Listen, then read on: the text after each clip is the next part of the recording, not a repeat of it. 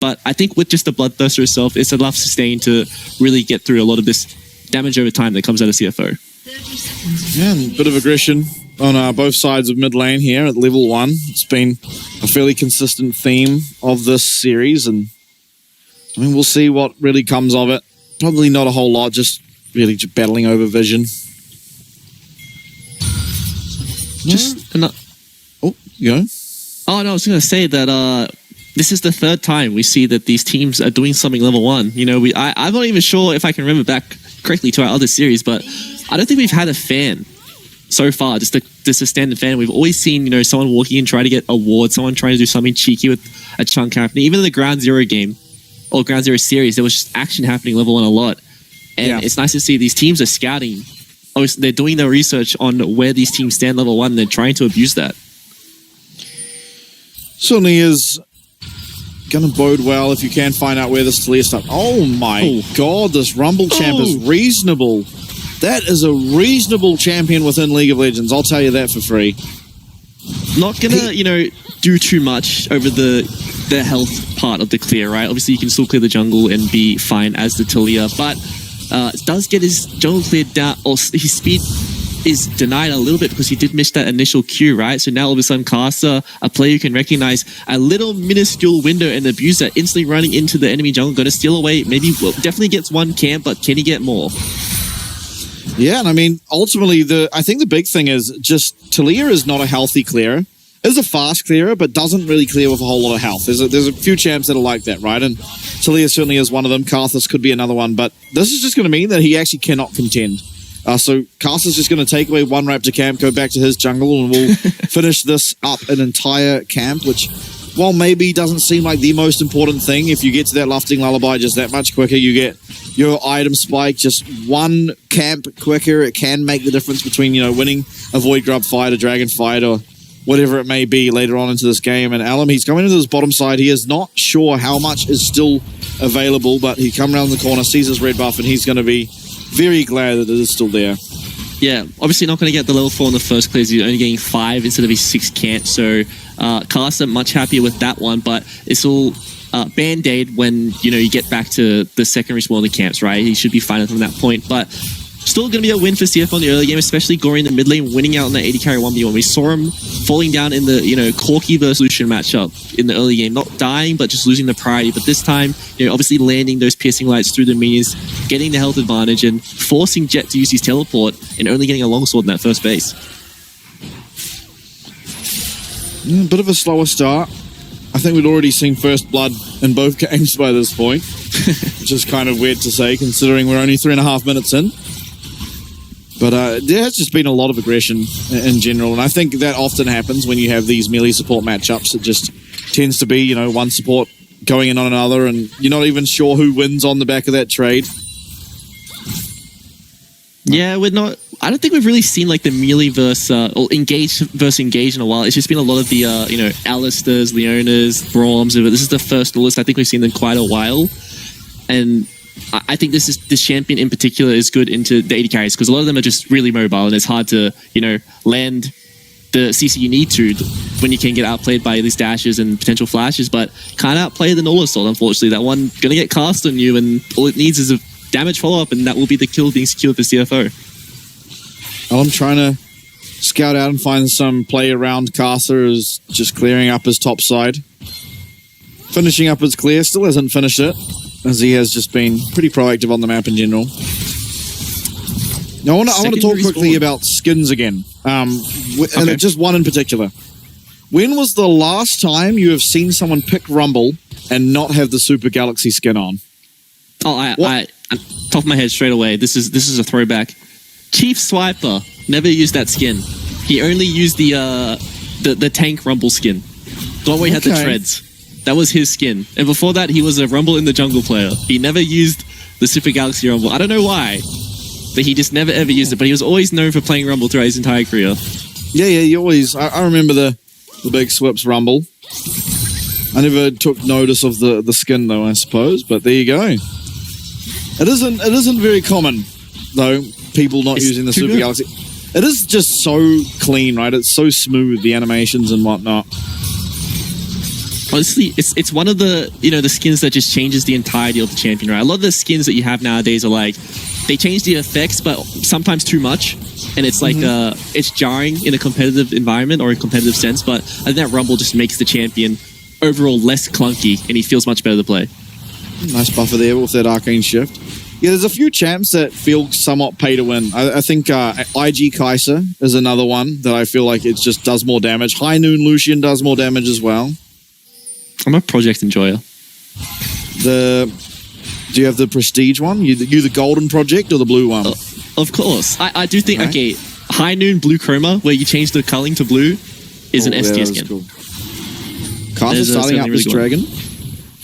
Probably a hard fight to navigate for Sengoku. They do have, of course, that Scattered Earth that works quite well against this Kalista, but just no prior in that bot lane means that this is going to be an easy pickup, and no answer on the other side of the map as Alum finds himself in the same side of the map as Kai'Sa, just slightly behind in tempo and probably off the back of what Driver was doing to him level 1. And this is, we're seeing nothing happening, right? But a 600, 700 goldie going towards CFO just because they're winning out in their 3 lanes, 3 individual matchups. Even Caster in the jungle edging out the camp lead because of what he did in that early game and going to be able to secure the dragon for his team with the priority that the map has and also walk towards the grubs. And I think Soda is extremely happy that Hook missed. Yeah, when we go back and look at the VOD, he is going to be thrilled to realize he missed that hook. I think they spotted him out there. Oh, the Zenith Blade, he does get stunned up. Shun going to have a fantastic cleanse, the flash away. Are they going to be able to find any follow-up damage? No, they're not, but it is both summoners now burnt on this Kalista. I think an insanely well-timed cleanse. Culling! Oh, Corey not going to pull the trigger. Could have gone for that 1-for-1. Honorable trade. Gets the base off in time. But yeah, that was very scary. That could have been the 1-for-1, potential even 1-for-0 if Jet was really fast on the flash reaction to Gory there. But this is what you need to do, right? You don't ever put yourself in a position to trade 1-for-1 when you are winning the map. At this point, Jet is either forced to stay in lane and get doved in the 1v1 or recall and lose the means, right? In the end, Gory's going to win. He knows that as the player's been in the scenario many times, so he just takes the path of least resistance, right? And secures himself another lead in lane just through his straight 1v1 prowess. Yeah. And this is, as you said, going very handedly in favor of Gory, but also Driver, he's, accumulating a massive CS lead for himself. At least you can say that he is staying even in this bot side, and in fact, now with those summoners down, possibly a point of weakness that Elm should probably look to exploit. I mean, he does have that Weaver's Wall. Kalista is going to struggle. You can obviously jump the wall once, but Scattered Earth comes down, you're stunned up, you get knocked over.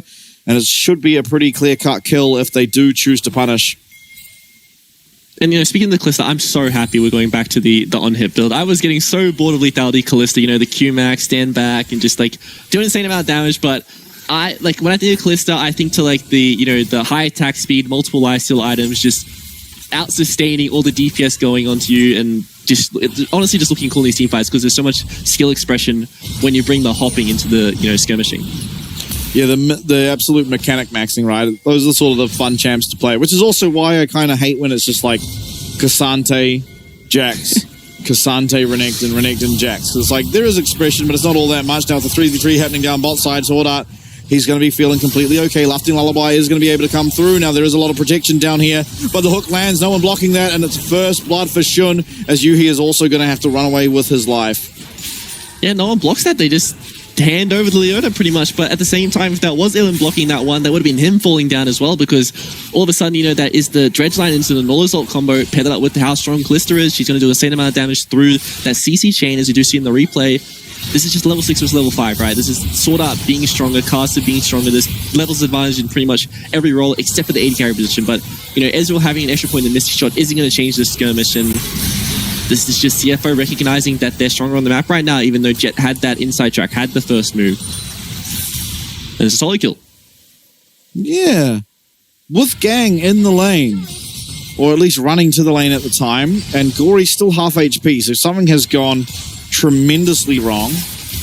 As Caster finds his way onto Gang, who did actually Hex Flash to find himself in that horrible position. Now Gory's going to be able to make his way over that wall and find himself yet another kill. Scattered Earth comes through the seismic shove. Gory! Faded Ashes! Oh my god, he lives.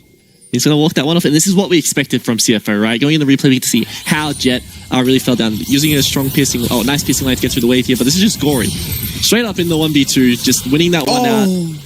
Has his cooldown and Gang just not there in time. Doesn't have the flash. We see him already walk down to the Raptors and fall down as well later on. And this is just items being completed for the side of CFO. They have a lead everywhere. They have priority everywhere. And, as this game has went on, as this, series has went on, we've seen CFO just get stronger and stronger, right? Their players are playing better. Their team comps are looking better. And Sengoku just so far just unable to really stand up to the power of this team besides that first game we had in the series. Absolutely. And, a very, very quick 3K gold lead here for the side of PSG. They do... I'm not PSG. I was reading you PCS. Want to see the plays. I do want to see them play, but I was reading PCS, and anyway, PSG pretty synonymous. But CFO, rather, as they are also up that dragon. The next dragon will be spawning here in just a few seconds. It does, in fact, go live now. Won't be a Hextech Soul, but hold up. Shun, as well as Sword Art, they're looking for the dive. It's just Gang, and they will be able to pick it up. Sword Art should be able to get out on just a slither of HP. Does so. Recall's going to have to come through, and maybe that denies this dragon for just a little bit with that support off the map as True Barrage comes in, but not going to connect. Yuhi with a valiant effort there, but unfortunately, Sword Art backing in a different bush. Yeah, I wonder what happened there if that was, the Sengoku bot lane trying to base together and, Gang was just caught out of position, because we saw that Yuhi was walking out of base when Gang was getting caught in the bot lane. And you don't usually expect the support to be in a 1v2 position on the bot side of the map, right? Normally they are the ones roaming around and doing stuff while the AD carry is the one getting caught in the 1v2. But still, that is the kill going over towards the Shun on this Calista, and this champion who doesn't scale insanely well, especially into champs like the Tristana, the Ezreal, and the Talia who do outrange you. Getting that early game, getting that lead is what the champ really needs to bridge that difference and be allow the power to take over this early game. Absolutely, I'm inclined to agree. It is the dragon traded there for the Void Grubs, and it's going to be a Chemtech Soul once again in this game, as Driver quickly realizing he's on weak side will drop that equalizer back on off and not give over anything, as Shun is most likely going to claim himself that first tower. Now Alum, he uses that Weaver's Wall onto Gory, but unfortunately Sword Art there to protect his mid lane, and now Jet getting taken out. Here comes that Solar Flare, and Driver very low, but he is going to overheat. He's going to run away. That Flame Spitter taking away. The True Shot Barrage does a lot of damage, but again, there's no follow-up. No one really can get onto these very weak members of CFO. They're low on HP. Caster now arriving to try and find something. Rocket Jump forward. Pathmaker as well is going to cause Caster to lose his flash, but ultimately, all things said and done, it's a few summoner spells traded, but it's still CFO feeling okay about things, that they did pick up that second dragon.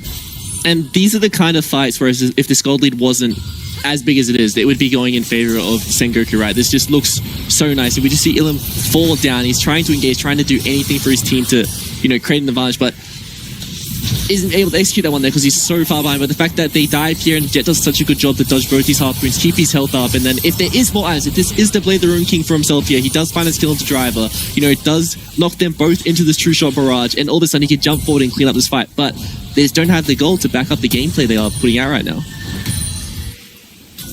Yeah, absolutely. 0-5, same scoreline that last game started with, but this time it's a 6k goal lead, which feels quite insurmountable. I mean, look at Shun. Shun is just so accelerated. So many tower plays going over to him.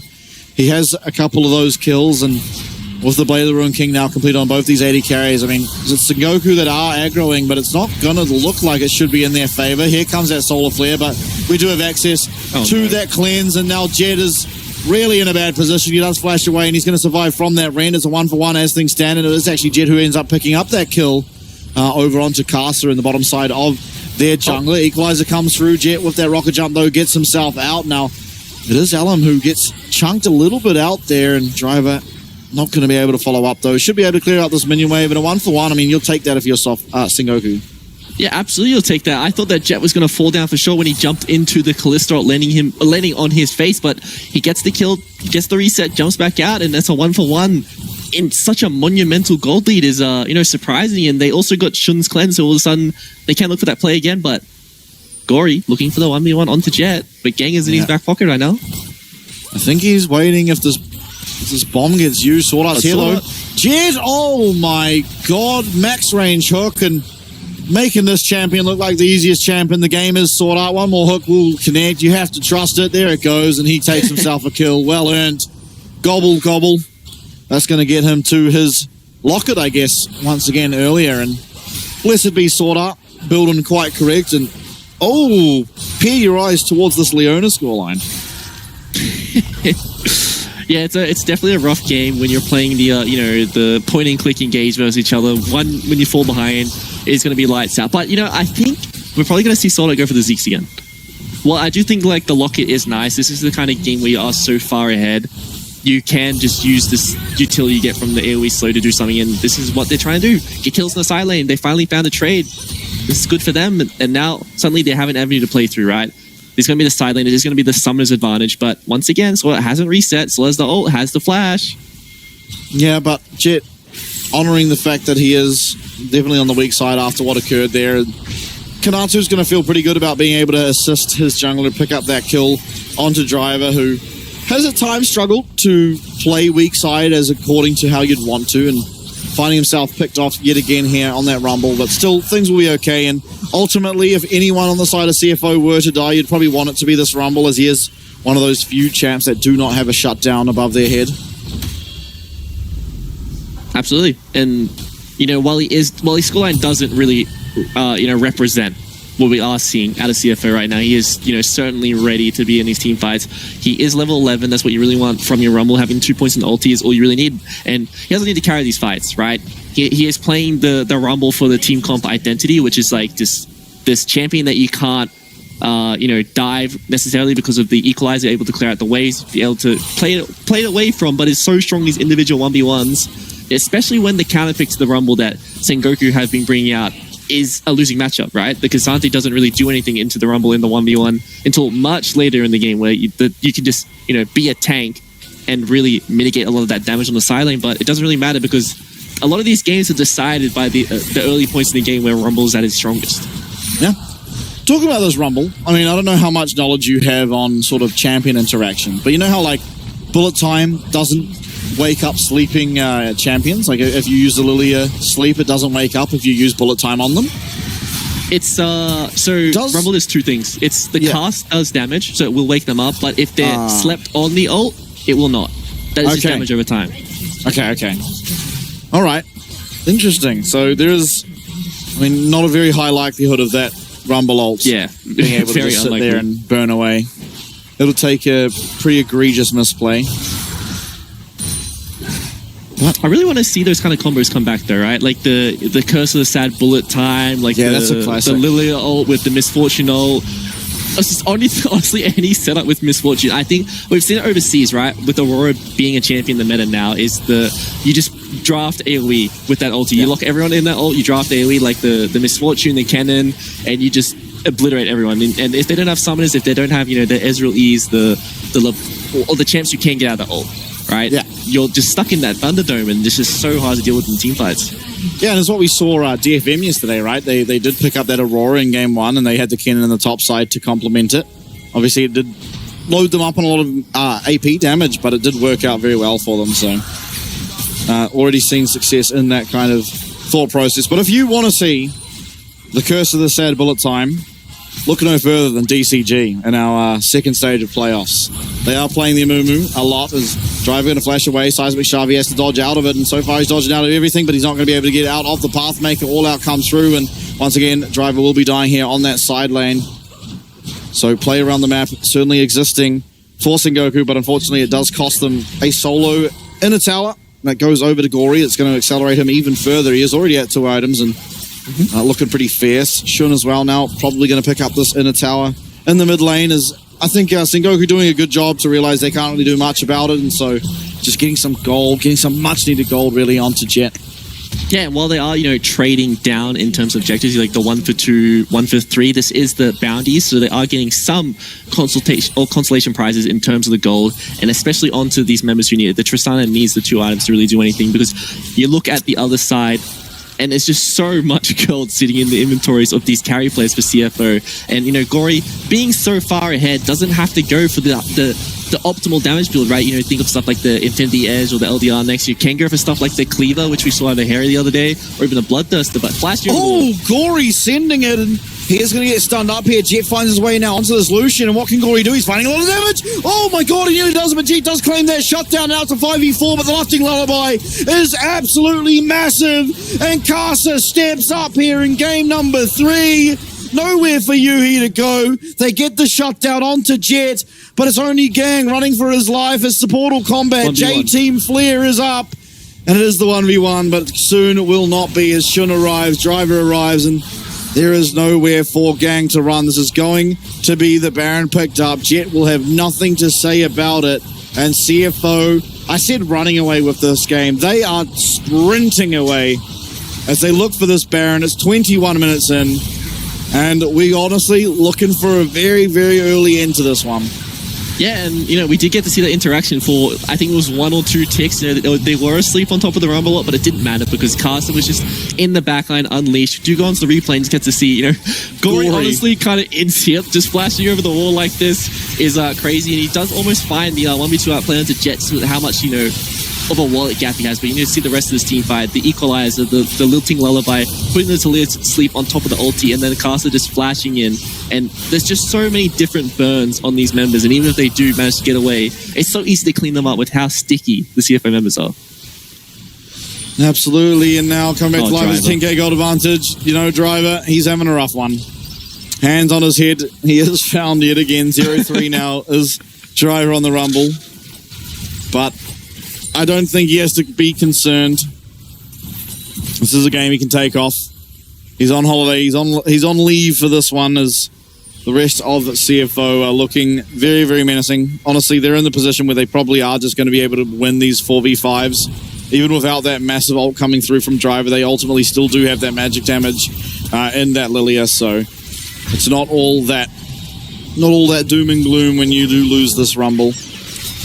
Yeah, absolutely. This is also the other nice thing about not having a solo AP carry. Your only AP threat, if it was the Rumble this case, it being 0-3, would be bad, right? If there was going to be some armor coming out of this Cassante, very hard to deal with if you do not have any AP threats. But they do have the 2 AP threats, and Caster is having a monster performance this game. It's going for a lot of the KFC variety bucket in his inventory, right? Sitting on the arm guard because you don't really want to finish that Zhonya's while you still have that active available. So most of the time you just sit on that one. You have the components you build towards another item, and the moment you pop that one, your next reset, you finish that Zhonya's, and that is when you really do come online with this Lily, is when you do have the flash available, when you have the Zhonya's available. Having the stasis is so important for these squishy champions who need to go into melee range to play in these team fights. Oh, Driver, he's dead again. Oh no. Okay, he is playing very far back. He is playing insanely far back. Yeah, they can't get it. Equalizer is going to stop that in their tracks as 4 members of CFO march down this bottom lane. This is an inhib tower being taken out 23 minutes in. Driver, he's done enough to defend that top tower. Although, maybe we're going to see Jet as well as Gang just sit around there. They have to find something, right? I mean, I honestly like what they're doing. They're trying to find something just anywhere, any gold whatsoever. And it's working, in its own way. Obviously, they do now lose that inhibitor. And with that, I mean, this is now the Dragon Soul spawned as Shun. Going to be able to take that out alongside Casa very, very quickly. But it's actually... They lost in gold over this Baron. Yeah. By the way, it's a negative Baron power play. Yeah, I don't know. I don't know how, but this was CFO, playing to one lane, right? They were all, 4 members on the bot side of the map. No one was farming that mid lane. No one was, farming the top side jungle. At the same time, Sengoku was pushing the mid. They were catching the bot wave. They were pushing top. They got the inner tower as well, and that was a bounty. So I think that's like a 1,000 gold tower with the bounty on top of it. So a lot of money there, but Sword Art he's getting caught, but he's so tanky. Yeah, he gets hit a couple of times in Shun. Holy hell, that's a lot of damage. As Gang finds himself without the majority of his health bar here, and Shun pretty much able to just continue going forward as at will. No more Baron buff. We'll see if they're able to siege. Callista's certainly not the best sieging AD carry that exists in League of Legends, but diving. Yeah, that is what she is really good at, and I think that with the gold lead that they have, they can absolutely play for a dive, especially with, you know, someone on Sengoku having to go towards that bot wave and answer those super memes that will just constantly be walking in, because if not, it might just be a TP that comes out of Gory, and then all of a sudden your base is under attack and this Baron is up and you're sort of forced to choose between the objectives. Because I think if they get this Baron over, there'll certainly be lights out for them, but it's once again a very hard objective to contest based on the map state. Keep eyes on Casa. Flash available. He has the Seeker's Arm Guard. He has the ultimate. It can be one of the most impactful engage tools in the game. I mean, alongside obviously Sword Art, who does now connect with his dredged line there onto Yuhi, but not able to follow up as the Arcane Shift does come through in time. True Shot Barrage now. It does connect there onto Casa. Not all that much damage, however. This is the rough thing about, you know, reaching this point in the game when you are behind on champions like the Ezreal, right? When these sustained items start to come through, like the Bloodthirst on the Callista, and even if Gory did go for the Bloodthirst instead of the Cleaver this game, your harass doesn't stick. You land a really nice mystic shot, but it doesn't matter because you just auto a wolf, you auto the wolves, you auto the raptors one or two times, and you just sustain all that damage back up. You know, you fight in a creep wave, you have so much active life steal there. You know, 2 lives with Callista at this point in the game is ridiculous. You can pretty much tank these you know, major objectives and just solve them out, and it's really, really hard to deal with when you are so far behind. The fact you can build defensive and still be up on damage is so hard to deal with. Yeah. No, importantly, I think for Sengoku here, while obviously the team is very far behind in general, we still do have this Tristana. Jet on the Tristana, 3 items now completed, the Infinity Edge in that inventory. There's not a whole lot of resistances going up against them, you know, outside of course, Sword Art on this Nautilus, and there is just a Seeker's Arm Guard. That's pretty much the only armor he's up against. And if everything goes well, if everything goes correct, if his front line doesn't just get one shot, he can have some uptime, then maybe there's an angle for him to find some play in these team fights. But ultimately, it is CFO. They're going to be able to get that sort of priority around this Baron. They have the Callista. You know, while Callista can't hit towers very well, she is the best champion in the game, alongside the likes of Nunu and Cho'Gath at securing a Baron for your team. Now, teleport coming through for Jet. They are wanting to fight. Sengoku will not go down without at least trying something. Alum on the flank here. Weaver's Wall comes out, separating these two teams in that river, but CFO happy to just get off that Baron. They can go back to it if they so choose. They're not going to do so yet. Happy with just the teleport. Yeah, and, you know, I think also to note, you were bringing up the fact that a lot of these champions right now, even though it's a pretty massive goal lead for CFO, even in terms of combat power, I think the main lead right now for CFO is in the bot lane. You know, Callista and Nautilus are extremely far ahead to their counterparts, but the rest of the members for CFO and Sengoku are pretty much similar when it comes to the 2, 3, you know, maybe even 3.5 items right now. But an engage out of Sengoku. Yeah, gets the slow there onto Shun, but it's the hook answer from Sword Art, and he might be going down, but he might have just done enough to secure his team to win. Yuhi flashing away, Yuhi getting very, very low, and Jet nowhere to be seen. He's teleporting back. He's trying to get that recall off.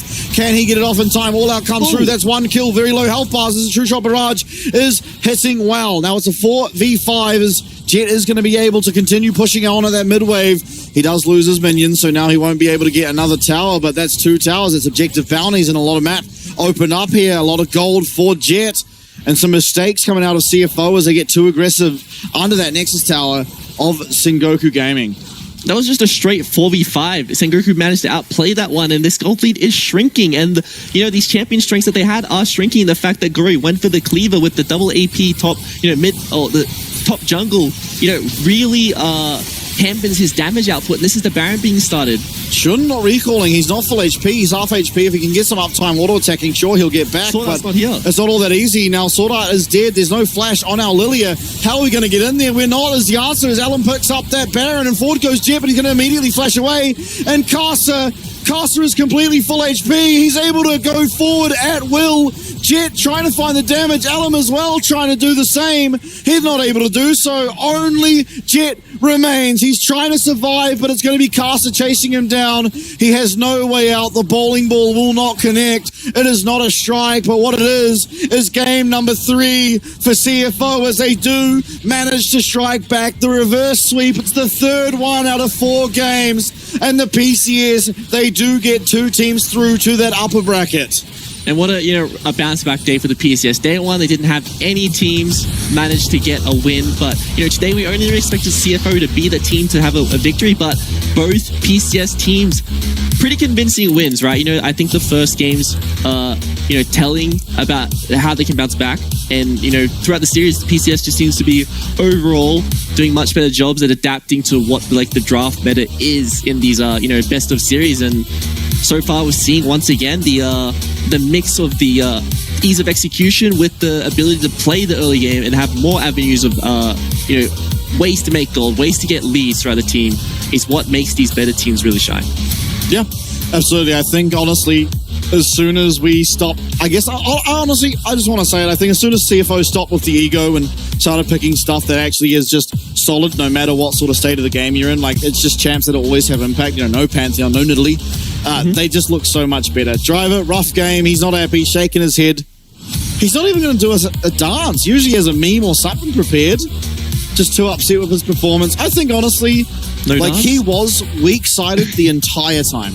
You know, the entire series, he was just Omega weak-sided while the bot lane was punishing, you know, Shun on that Jhin, Shin on that Callista. It did mean that, yeah, you're the Rumble, a very good weak-side champion, and maybe he was a little bit too over-aggressive, pushing up a bit too far, but honestly, credit where credit's due. He held on strong enough that the other side of the map can win very, very hard, and then that's all you really needed to do.